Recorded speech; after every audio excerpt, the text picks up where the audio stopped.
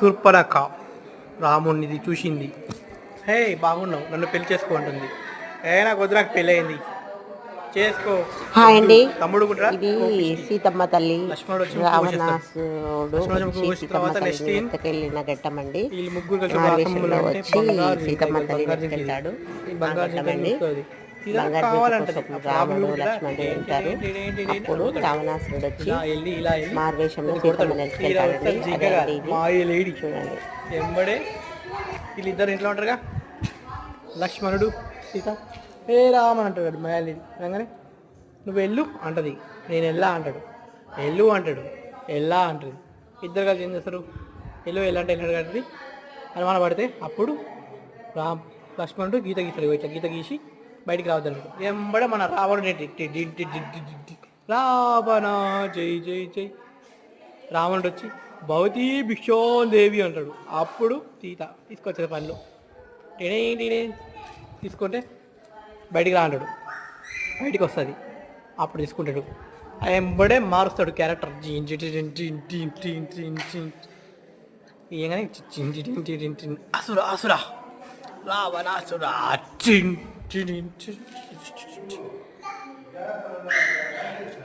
రావణ జై జై జై. సీతను ఎత్తిపోతాడు.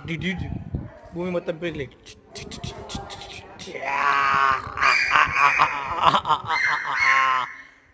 నెక్స్ట్ వీళ్ళు వెళ్తుంటే ఎక్కుంటుందా పక్షి కూడా, పక్షి ఎంబడుతుంది. పక్షిని చంపేస్తాడు. ఎంబడే సీతారాముడు సీత లక్ష్మణుడు ఓదారుస్తారు, పోనీతే కాదు.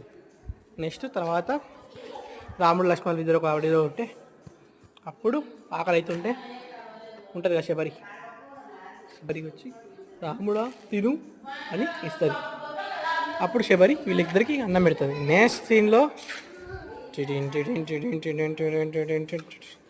హనుమంతుడు లక్ష్మణ మైతి కుదుర్చుట, హనుమంతుడు సుగ్రీవుడు మైతి కుదుర్చుట, రాముడు లక్ష్మణుడు మైత్రి.